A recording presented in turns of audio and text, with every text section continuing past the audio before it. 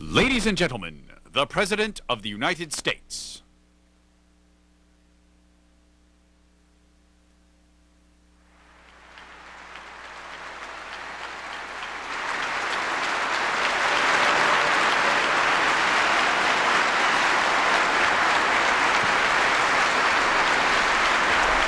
Thank you all.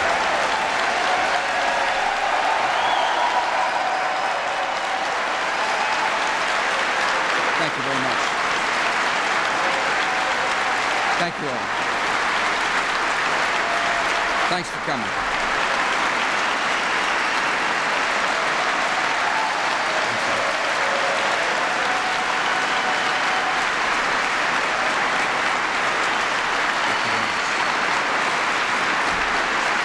Thank you all. Thank you for that very gracious and warm Cincinnati welcome. I'm honored to be here tonight. I appreciate you all coming.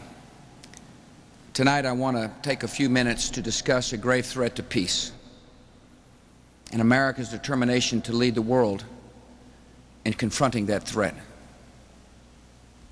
The threat comes from Iraq. It arises directly from the Iraqi regime's own actions, its history of aggression, and its drive toward an arsenal of terror. 11 years ago, as a condition for ending the Persian Gulf War, the Iraqi regime was required to destroy its weapons of mass destruction, to cease all development of such weapons, and to stop all support for terrorist groups. The Iraqi regime has violated all of those obligations. It possesses and produces chemical and biological weapons. It is seeking nuclear weapons. It has given shelter and support to terrorism and practices terror against its own people. The entire world has witnessed Iraq's 11-year history of defiance, deception, and bad faith. We must also never forget the most vivid events of recent history. On September the 11th, 2001, America felt its vulnerability, even to threats that gather on the other side of the earth. We resolved then, and we are resolved today, to confront every threat from any source that could bring sudden terror and suffering to America. Members of Congress of both political parties and members of the United Nations Security Council agree that Saddam Hussein is a threat to peace and must disarm. We agree that the Iraqi dictator must not be permitted to threaten America and the world with horrible poisons and diseases and gases and atomic weapons. Since we all agree on this goal, the issue is, how best can we achieve it? Many Americans have raised legitimate questions about the nature of the threat, about the urgency of action. Why be concerned now? About the link between Iraq developing weapons of terror and the wider war on terror. These are all issues we've discussed broadly and fully within my administration. And tonight, I want to share those discussions with you. First, some ask why Iraq is different from other countries or regimes that also have terrible weapons. While there are many dangers in the world, the threat from Iraq stands alone because it gathers the most serious dangers of our age in one place. Iraq's weapons of mass destruction are controlled by a murderous tyrant who has already used chemical weapons to kill thousands of people. This same tyrant has tried to dominate the Middle East, has invaded and brutally occupied a small neighbor, has struck other nations without warning, and holds an unrelenting hostility toward the United States. By its past and present actions, by its technological capabilities, by the merciless nature of its regime, Iraq is unique. As a former chief weapons inspector of the UN has said, the fundamental problem with Iraq remains the nature of the regime itself. Saddam Hussein is a homicidal dictator who is addicted to weapons of mass destruction. Some ask how urgent this danger is to America and the world. The danger is already significant, and it only grows worse with time.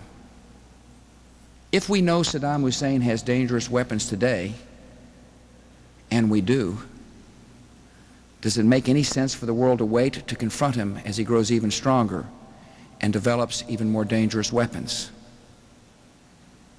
In 1995, after several years of deceit by the Iraqi regime, the head of Iraq's military industries defected.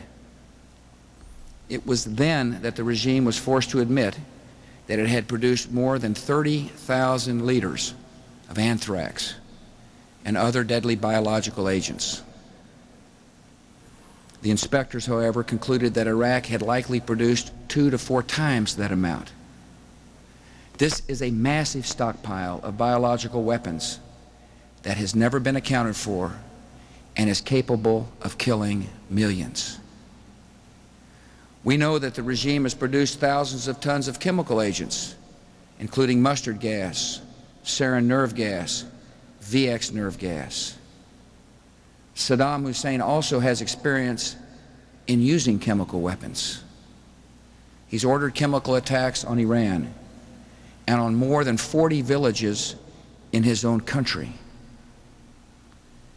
These actions killed or injured at least 20,000 people, more than 6 times the number of people who died in the attacks of September the 11th.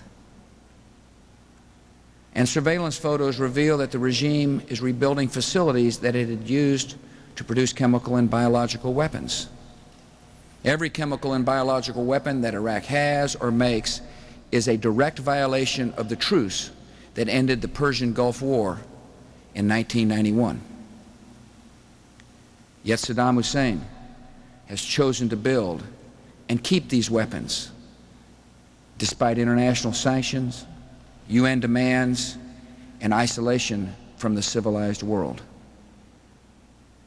Iraq possesses ballistic missiles with a likely range of hundreds of miles, far enough to strike Saudi Arabia, Israel, Turkey, and other nations in a region where more than 135,000 American civilians and service members live and work. We've also discovered through intelligence that Iraq has a growing fleet of manned and unmanned aerial vehicles that could be used to disperse chemical or biological weapons across broad areas. We're concerned that Iraq is exploring ways of using these UAVs for missions targeting the United States. And of course, sophisticated delivery systems aren't required for a chemical or biological attack. All that might be required are a small container and one terrorist or Iraqi intelligence operative to deliver it. And that is the source of our urgent concern about Saddam Hussein's links to international terrorist groups.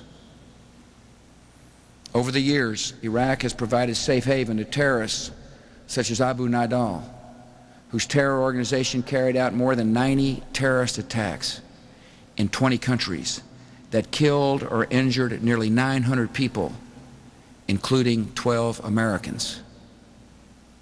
Iraq has also provided safe haven to Abu Abbas, who was responsible for seizing the Achille Lauro and killing an American passenger. And we know that Iraq is continuing to finance terror and gives assistance to groups that use terrorism to undermine Middle East peace. We know that Iraq and the al-Qaeda terrorist network share a common enemy, the United States of America.